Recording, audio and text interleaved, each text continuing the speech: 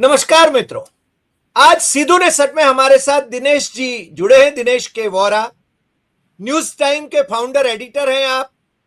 आप Indian revenue service में रहे हैं, इसलिए आपके पास जो अध्ययन होता है देश और विदेश के व्यापार के बारे में, इंडस्ट्री के बारे में, पॉलिटिक्स के बारे में, क्योंकि आप इंटेलिजेंस में भी रहे हैं, इसलिए आपके शब्द जो होते हैं वो बहुत वजनदार होते हैं और तथ्यों के आधार पर आप हमेशा बात करते हैं। इसलिए आपके चैनल न्यूज टाइम को भी हम लोग और लोग भी बड़े चाव से देखते हैं और ज्ञान अर्जित करते हैं। तो आज दिनेश जी हमारे साथ जुड़े हैं, आपका बहुत बहुत स्वागत है। और आज बात दो मुद्दों पर करना है। एक कि हमारे प्राइम मिनिस्टर साहब नरेंद्र मोदी जी, जिनको गुजरात से हमने एक्सपोर्ट किया दिल्ली में, वो हमेशा घोषणाएं तो बहुत बड़ी बड़ी करते हैं बजट में, यानी उनका बजट जो आता है वो सीतारमण वैसे अभी भी 1 तारीख को वो पेश करेगी अगले साल का बजट। तो घोषणाएं तो बहुत होती हैं, मगर वास्तव में कितना खर्च होता है वो हमें जानना है। वो आप ही अधिकृत रूप से आप बता सकते हैं, क्योंकि आप तो अध्ययन करते रहते हैं और ऑफिशियल डाटा और अनऑफिशियल बातें भी आपको बराबर मालूम है। दूसरी बात मैं साथ में ही जोड़ दूं, यूरोपियन यूनियन के साथ हमारा जो सौदा हुआ, डील हुआ, mother of all the deals जिसको कहा जाता है, वास्तव में वो राजनीतिक डील है या आर्थिक डील है, क्योंकि महंगी कारें और यूरोपियन शराब हमारे यहां पर आएगा और हम कितना एक्सपोर्ट करके व्यापार बढ़ा पाएंगे, ये इस पर भी आपकी टिप्पणी चाहते हैं। क्या ये अमेरिका को बता देने के लिए है क्या, यूरोपियन यूनियन की ओर से, या चाइना को बता देने के लिए है क्या? ये मैंने इतना प्रास्ताविक कर लिया है और मैं आपसे अनुरोध करता हूं कि आप इन दोनों मसलों पर बात करें। आपका फिर से एक बार स्वागत है दिनेश जी। बहुत बहुत धन्यवाद सर। सबसे पहले चलिए, अभी जो ताज़ा मामला चल रहा है आज का, जो ईयू के साथ हमारा हुआ है, उस पर मैं बात कर लेता हूं कुछ देर, और फिर उसके बाद जो अनस्पेंट मनी है मिनिस्ट्रीज के द्वारा जो वापस की जाती है, मैं उसके ऊपर बात करूंगा। तो पहले मैं जो ईयू के साथ जो समझौता हुआ है उसके ऊपर मैं दर्शकों के सामने कुछ फैक्ट्स रखूंगा, जिससे उन्हें पता लगेगा कि कैसे ये सारी की सारी डील वन साइडेड हो गई। एक्चुअली देखा जाए तो जी, हम दरअसल क्या है ना कि किसी एक को दिखाने के लिए, अमेरिका को, ईयू भी एक्चुअली, कि हम उन्हें शो करना चाहते थे कि तेरे बगैर मैं गुजारा कर सकता हूं और मैं समझौता कर सकता हूं। तो अधपका आम था, उस अधपके आम से हम काम चलाने की कोशिश कर रहे हैं। लेकिन हकीकत यह है कि यूरोपियन यूनियन जो है ना, वो 27 देशों का एक जमावड़ा है। 28 थे, पहले ब्रिटेन भी था, वो तो ब्रिटेन बाहर हो गया उससे। तो 27 देशों के जो मुखिया है ना, वो दरअसल क्या है ना कि एक वेरिड व्यू पॉइंट लेके आते हैं। और अगर दुनिया के ऊपर राज करने का शातिरपना जो होता है ना, जो शातिर लोग होते हैं, मैं उन्हें कनिंग नहीं कहूंगा, बुरा लगेगा उनको, शातिर लोग जो होते हैं कि दुनिया पे राज कैसे किया जाता है, तो सब यूरोपियन से बेहतर कोई नहीं जानता। चाहे वो ब्रिटिश थे या पुर्तगीज थे या स्पेनिश थे या फ्रेंच थे या डेन्स थे, जो भी थे, पूरी दुनिया पे उन्होंने राज किया साहब, इसमें कोई शक वाली बात नहीं है। वो लोग बहुत शातिर हैं। वो लोग जी, इतनी जल्दी मार नहीं खाते साहब। उन्हें मालूम है कि लोहा कब गर्म है और हथौड़ा कब मारना है। वो इस बात को समझ गए थे कि ये वक्त आ गया है, यहां पे इंडिया आज बहुत दबाव में है, ये मौका फिर कभी नहीं आएगा, आज इनको निपटा लो। यहां पर भारत की मुख्यतः 2-3 शर्तें थी। पहली शर्त यह थी कि हम खेती के ऊपर, अनाज के ऊपर, डेयरी के ऊपर ज्यादा समझौता नहीं करेंगे हम। ये हमारी जी, रेड लाइन है, लक्ष्मण जी, रेखा है। चलिए ठीक है, अच्छी बात है। यही अमेरिका के साथ भी कहा था। दूसरी लाल रेखा ये थी कि हम आपकी कारें और शराब, हम उतनी छूट नहीं देंगे जितनी आप चाहते हैं। देखिए, भारत और यूरोप में एक तकनीकी रूप से फर्क है। हम अभी भी वो सारे रोजगार पैदा करते हैं जो मजदूरी वाले हैं, और उसी से जो हमारे प्रोडक्ट निकलते हैं, कारपेट हो, जूते हो, बाकी लेदर प्रोडक्ट्स हो, टेक्सटाइल हो, गारमेंट हो, सेरेमिक टाइल्स हो, ये सब वो उद्योग है जो हाथ से होते हैं। ये टेक्नोलॉजी ड्रिवन चीजें नहीं है। भारत राइट। की स्ट्रेंथ टेक्नोलॉजी नहीं है, यूरोप की स्ट्रेंथ टेक्नोलॉजी है साहब।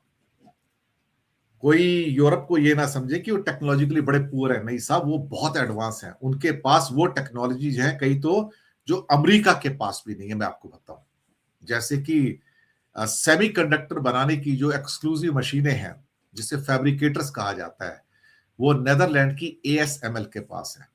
दुनिया तो की दूसरी कंपनी नहीं जिसके पास मशीन हो साहब। तो बिना ASML के तो इवन चाइना भी हैंडीकैप हो जाता है। हमारी क्या बिसात है कि हम उसको पैदा करेंगे। जी। तो वो जो उनके पास जो टेक्नोलॉजी का जो एज है ना, वो बहुत बड़ा है। इसलिए इस EU के इस जो सारे FTA के सबमिशंस आए हैं, उसमें कहा गया कि EU का एक्सपोर्ट $60 बिलियन से बढ़कर $120 बिलियन होएगा 5 साल में। पर हम नहीं 5 बता साल पाए में। 5 साल में, लेकिन हम नहीं बता पाएंगे 5 साल में हमारा कितना बढ़ेगा।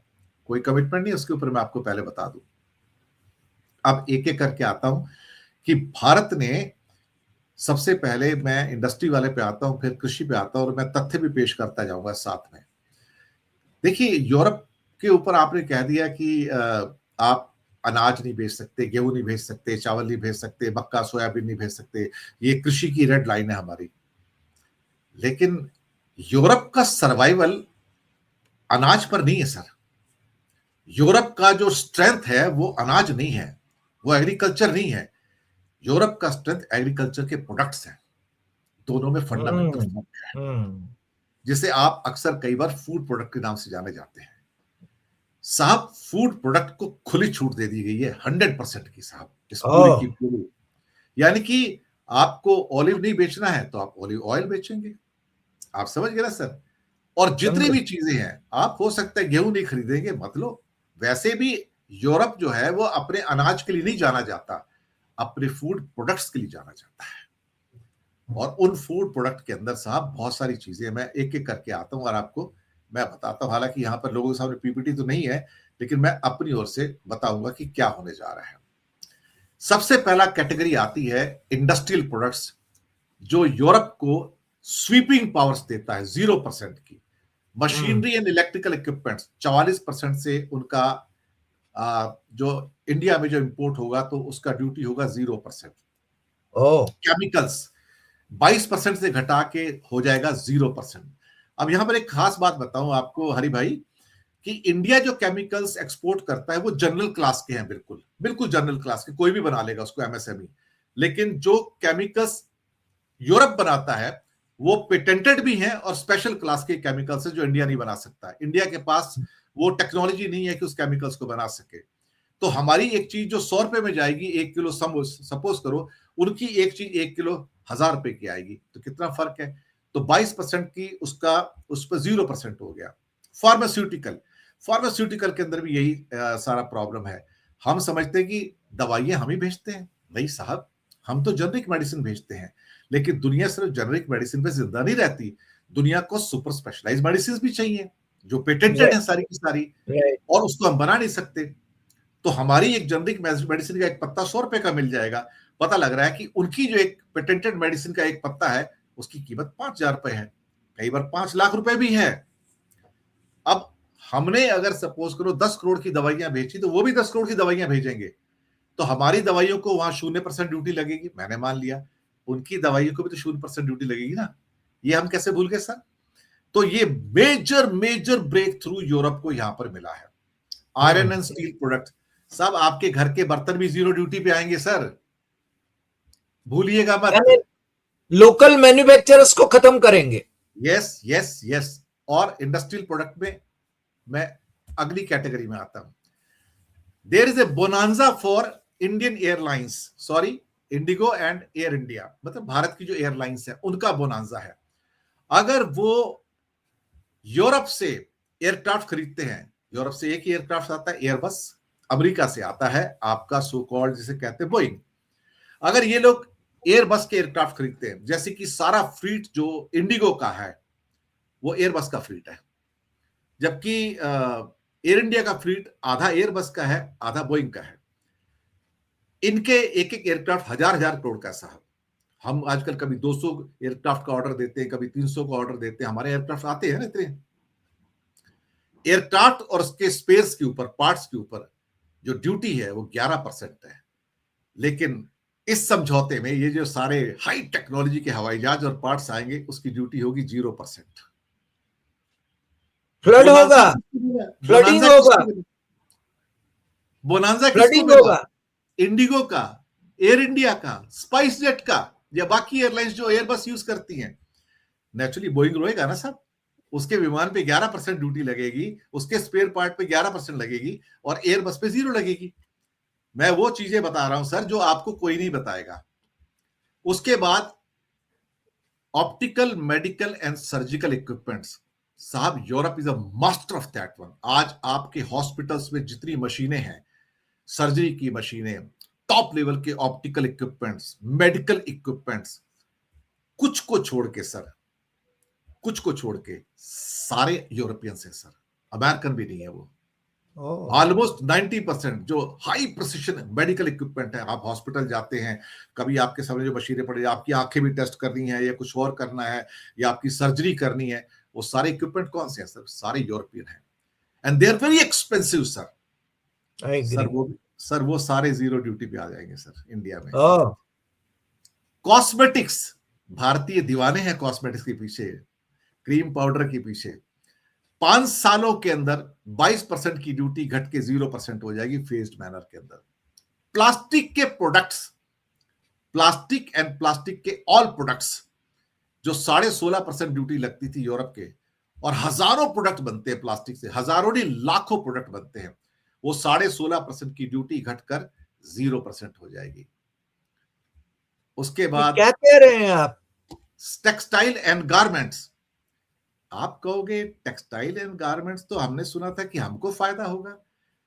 साहब आप 500 रुपए की शर्ट बेचते हैं, वो 50,000 की शर्ट बेचते हैं सर। एक जो ब्रांडेड शर्ट्स आती है उनकी कॉस्टली, जो फैशन शर्ट्स है उनकी, जो इटली से आएंगी, फ्रांस से आएंगी, उन पर कितना लगेगा सर? 0%। आप समझे सर? तो कोई ये ना समझे साहब कि हमारी शर्ट 500 की जाती है, उनकी शर्ट 50,000 की आती है। आपका कोट 5,000 में जाता है, उनका कोट 5 लाख रुपए में आता है सर। जो ब्रांडेड है सारे के सारे 0% पे आएंगे, सारे के सारे सर। जितना हम एक्सपोर्ट करेंगे गारमेंट का, हमारा गारमेंट का एक्सपोर्ट $5-6 बिलियन का टोटल, यूरोप को 27 देशों को। हमारे पड़ोसी बांग्लादेश का एक्सपोर्ट $21 बिलियन का है। आप क्या खा के आप कंपीट करोगे सर उनके साथ? कैसे कंपीट करोगे ना? नहीं, और दूसरी बात सर, हमारी इंडस्ट्री तो खत्म हो जाएगी। बता रहा हूं सर। मैं तो तथ्यों की बात करता हूं, आप तो सत्यम और तथ्यम की बात करते हैं, मैं भी तथ्यों की बात करता हूं सर। सत्यम की बात करता हूं, तथ्यम की बात भी करता हूं। देखो एक खास बात है, एक चीज होती है लॉजिस्टिक कॉस्ट। लॉजिस्टिक कॉस्ट ये होती है कि आप कोई फैक्ट्री चलाते हैं, कहीं भी ये भी जगह हो सकती है, आपके पास सपोज करो आपने टी शर्ट बनाया, शर्ट बनाए, कोई भी एक गारमेंट बनाया आपने, उसके लिए आपको रॉ मटेरियल चाहिए, सारा कपड़ा चाहिए, धागा चाहिए, रंग चाहिए, जो भी चाहिए आपको, है ना, पैकिंग मटेरियल चाहिए। अब वो सारा मटेरियल या तो इंपोर्ट होगा या इंडिया में होगा, तो सड़क के बहाने या रोड के बहाने वो पैकेजिंग होकर आपके फैक्ट्री तक आएगा।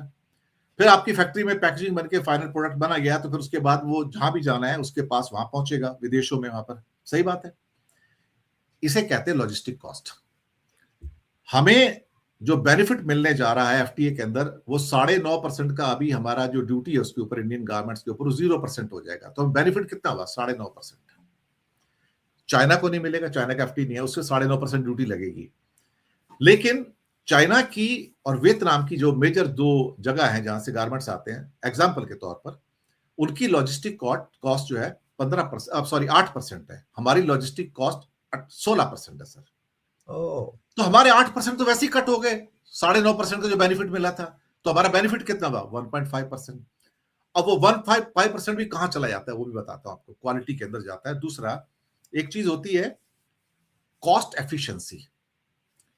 कॉस्ट एफिशिएंसी यानी कि वियतनाम में और चाइना में एक जनरल वर्कर जो होता है वो 1 घंटे में 12 से 15 टी शर्ट बनाता है।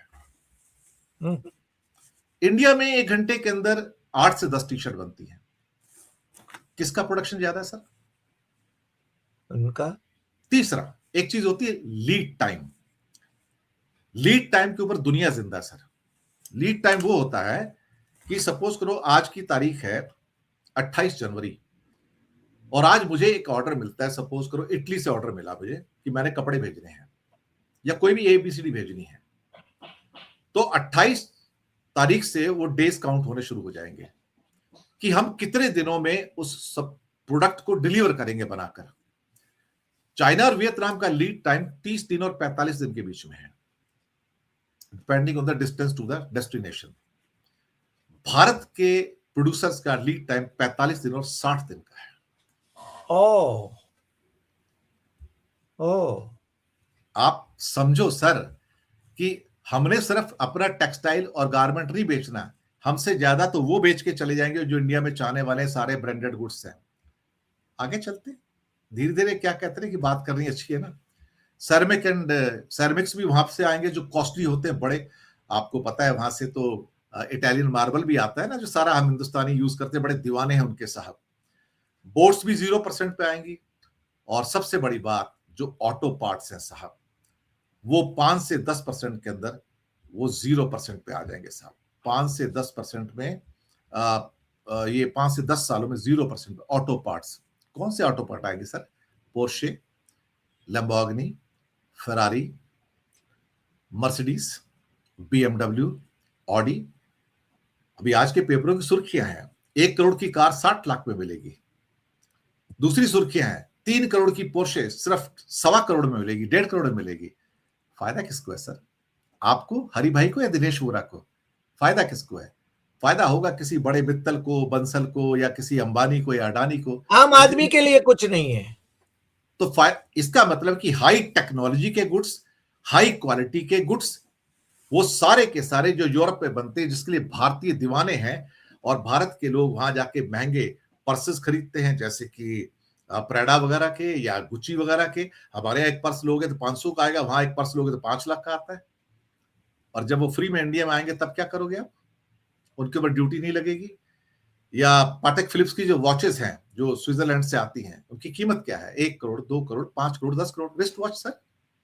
उनके साथ समझौता पहले हो चुका है 0% पे आने का, वो मैंने उसके स्पेशल प्रोग्राम किए जी। तो इंडस्ट्री के अंदर जो इंपोर्ट्स हैं उसमें हम अच्छी खासी मार खाने जा रहे हैं। अब समझ में आता कि हथौड़ा किसने मारा? हथौड़ा ईयू ने मारा इंडिया पे। एग्रीकल्चर प्रोड्यूस, ऑलिव ऑयल 45% से 0% पे ड्यूटी, फेस्ड मैनर में। जी। एक और जगह जहां घुटने टेके हैं साहब, वो है प्रोसेस्ड फूड या पैकेज फूड साहब। साहब आपकी ब्रेड जो आप 40 रुपए का, 50 रुपए का पैकेट बाजार से लाते हो ना, ब्रेड खाते हैं, वो ब्रेड भी अब यूरोप से आएगी। Bread, pastries, biscuits, pasta, chocolate, pet foods और प्रोसेस फूड में हजारों चीजें आती हैं। अभी 50% टैरिफ है, इट विल बिकम 0%। सर ये मोदी का स्वदेशी मंत्र है। आगे सुनिए, फ्रूट जूसेस सारे के सारे, क्योंकि वहां पर फ्रूट्स बहुत प्यारा होते हैं, हॉर्टिकल्चर बहुत है यूरोप में, तो उनके फ्रूट जूसेस बहुत हैं। वो फ्रूट नहीं भेजेंगे तो फ्रूट जूस भेजेंगे। वहां पर 55% का टैरिफ था, 0 हो गया। नॉन अल्कोहलिक बियर 0 हो गया। शीप का मीट 0 हो गया। इसके अलावा जो मेन चीज उनको चाहिए थी, ठप्पा लगवा लिया मोटर व्हीकल्स, 110%, वो 10% पे आ जाएगी 5 सालों में। यानी कि सपोज करो कि 1 करोड़ की गाड़ी है और उस पर 1 करोड़ 10 लाख की ड्यूटी है, 5 साल में उस पर ड्यूटी सिर्फ 10 लाख रुपए रह जाएगी उस गाड़ी के ऊपर। कहा जा रहा है कि सिर्फ 2.5 लाख कारें आएंगी यहां पर, जो कोटा है 2.5 लाख साहब। उसके अलावा एक नॉन कोटा भी है सर। अगर आप नॉन कोटा से लाने चाहेंगे गाड़ियां तो वो 40 से 50% पे आ जाएंगी सारी की सारी, अनलिमिटेड। यानी कि 1 करोड़ की गाड़ी, 40 लाख की ड्यूटी, अनलिमिटेड लेके आओ, चाहे 10 लाख गाड़ियां लाओ या 50 लाख लाओ या 1 करोड़ लाओ, कोई लिमिट नहीं है। सब बिटवीन द लाइंस पढ़ो, बिटवीन द लाइंस, वो ज्यादा जरूरी है। इसके अलावा spirits, beer, kiwis and pears, ये मेन फ्रूट्स हैं उनके, सॉसेजेस, मीट प्रिपरेशन, ये सब। और जहां उन्होंने हमको मारा है ना, वो है जीआई टैग। जीआई टैग में जहां पे इंडिया के कई चीजें जिसके ऊपर उनका ऑब्जेक्शन है कि आप जीआई टैग्स में अलग किस्म का एग्रीमेंट, इसी दौरान आएगा एग्रीमेंट, अभी पूरा फाइनल हुआ नहीं उसका, जिसमें इंडिया की चाय है, मसाले हैं, बासमती है। लेकिन यहां पर जो सफलता मिली है साहब, खासतौर से यूरोपियन यूनियन को, वो सफलता इतनी बड़ी है कि मैं बता नहीं सकता। क्योंकि वो सफलता है जहां हमने ये कहा था कि हम डेयरी प्रोडक्ट्स इंडिया में अलाउ नहीं करेंगे, लेकिन जितने जीआई टैग के जो डेयरी प्रोडक्ट्स है वो हम अलाउ करेंगे। और सारे के सारे जो टॉप के चीज प्रोडक्ट्स हैं दुनिया के, वो सारे यूरोप के हैं सर, या तो इटली के हैं, या फ्रांस के हैं, या फिर जर्मनी के हैं, इन देशों के सर। और वो सारे 0% पे आएंगे सर। हमें कोई मिल्क थोड़ी चाहिए, हमें कोई मक्खन थोड़ी चाहिए सर। दुनिया का सबसे बड़ा महंगा प्रोडक्ट चीज होता है।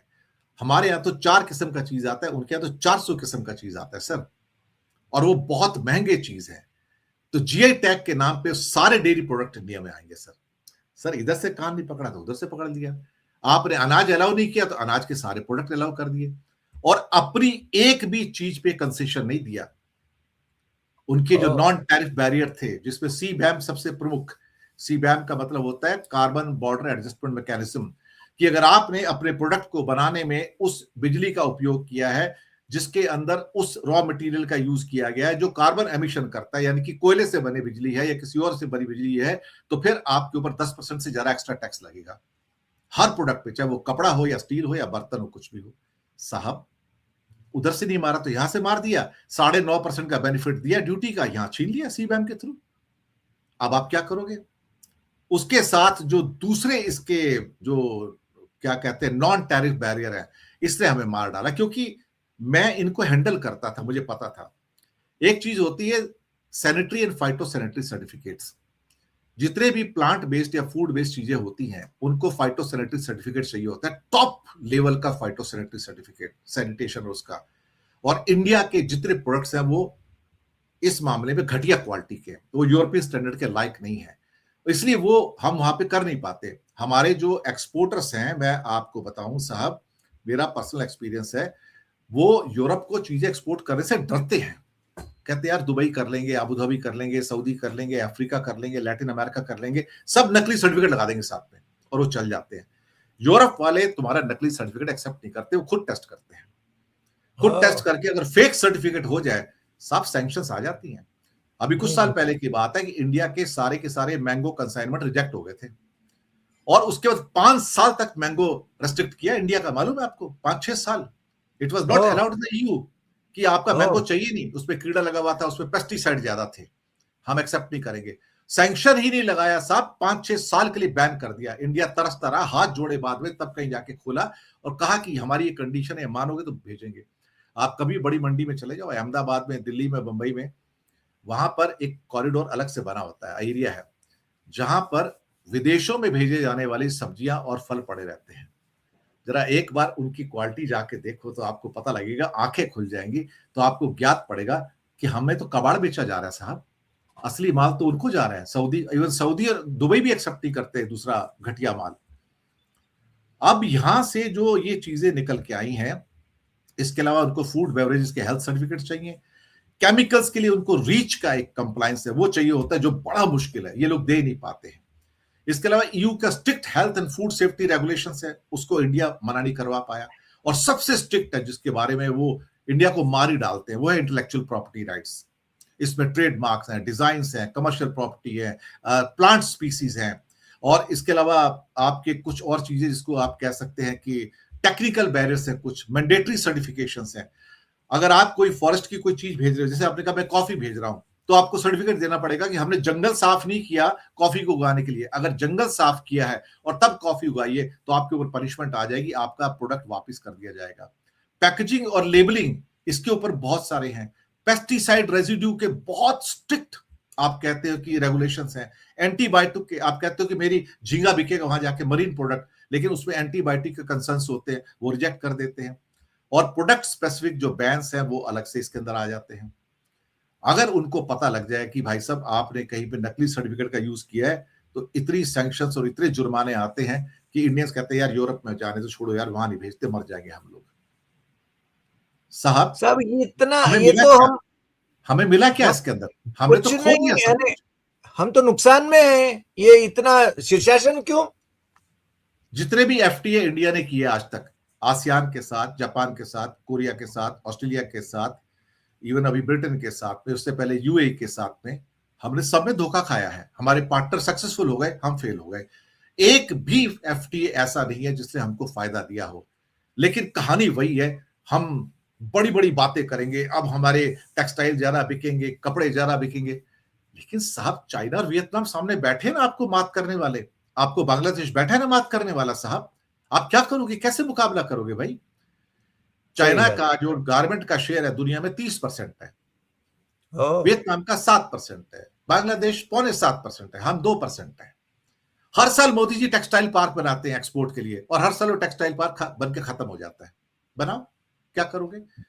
देखिए साहब, हम ना ट्रेडिंग इकोनॉमी बन गए हैं, हम ना मैन्युफैक्चरिंग इकोनॉमी नहीं है, इसलिए मार खा रहे हैं। और ट्रू। यूरोप जो हमको सारा बेचेगा वो हाई टेक्नोलॉजी की चीजें बेचेगा, हाई टेक्नोलॉजी का और हाई फैशन का और हाई लेवल के केमिकल्स सब कुछ बेचेगा, दवाइयां बेचेगा। हम क्या बेचेंगे? हम बेचेंगे कबाड़। फायदा लेगा नहीं किसका कोई। हुआ? फायदा किसका हुआ? और यूरोप ने कहा कि मेरा 5 साल में मेरा एक्सपोर्ट 60 बिलियन से बढ़ के 120 बिलियन होगा, और उसके बाद और ज्यादा तेजी से बढ़ेगा, क्योंकि वहां 0% पूरा कंफर्म हो जाएगा हर चीज के लिए। तब आप क्या करोगे? तब क्या कैंसिल करोगे क्या एफटीए को? क्योंकि आप तो मर जाओगे उसके बाद में। क्योंकि तब तक हिंदुस्तानियों को क्वालिटी चीजों की आदत पड़ जाएगी, और वो कहेंगे यार ये इंडिया का चॉकलेट मुझे नहीं चाहिए, मैं तो स्विस चॉकलेट लूंगा। अब आते हैं आपके दूसरे मुद्दे के ऊपर। जी दूसरा मुद्दा साहब, है ये तो साहब, ये मैं I am flabbergasted by your presentation. नहीं मैं तो तथ्य पेश करता हूं सर, मैं तो हाँ क्या कहूं कि नहीं, उन्होंने हमें हमें तो कोई, सत्यम एवं तथ्यम में तो वही करना है। हम तो हम भक्ति सत्य थोड़ा बोलते करना हैं, है। तथ्य पेश करते हैं, लोगों को तथ्य पसंद नहीं आते। मुसीबत ये है कि वो हाइप तो क्रिएट करना नहीं मुझे, मैं तो असली बता रहा हूं कि हम यहां भी मार खाएंगे, हमने वहां भी मार खाई है।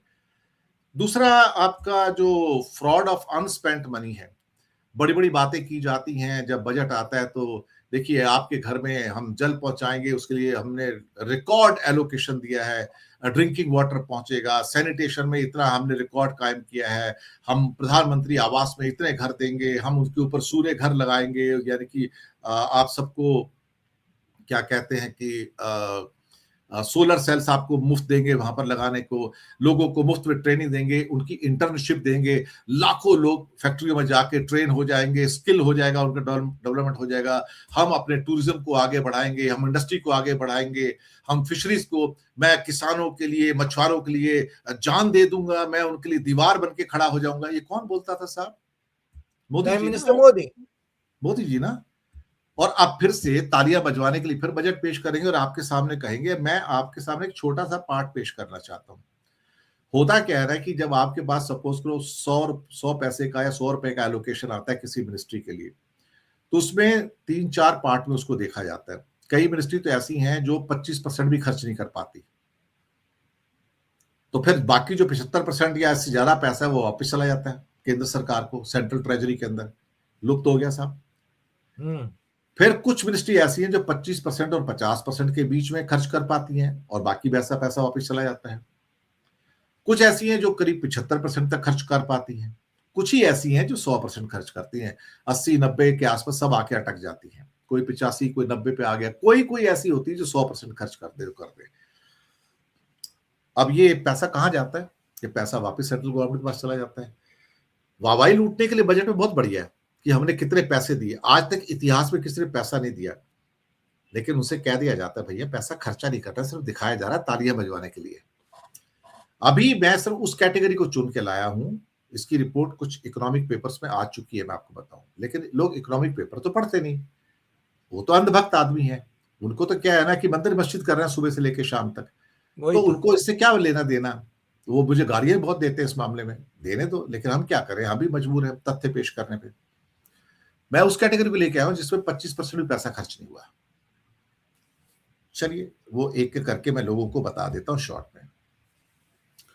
मिनिस्ट्री ऑफ जल शक्ति इतिहास का ऑल टाइम 99,502 करोड़ यानी कि ऑलमोस्ट 1 लाख करोड़ एलोकेट किया जाता है। और इतनी तालियां बजती हैं साहब इसके ऊपर कि मैं बता नहीं सकता। पैसा खर्च कितना हुआ? 9%। 9%। 9%। 9%। यानी कि इसमें 90,000 करोड़ आपका वापस जा रहा है सर। उसके बाद आपके शहरों में आजकल बहुत सारे लोग दूषित पानी पी के मर जाते हैं।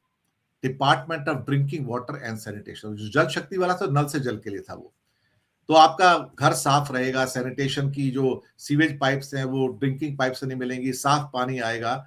इसके लिए पैसे दिए गए 74,000 करोड़। पैसा खर्च कितना हुआ? 2%, यानी कि 74,000 करोड़ वापस पूरे के पूरे। तालियां बजवा लो बैठ के।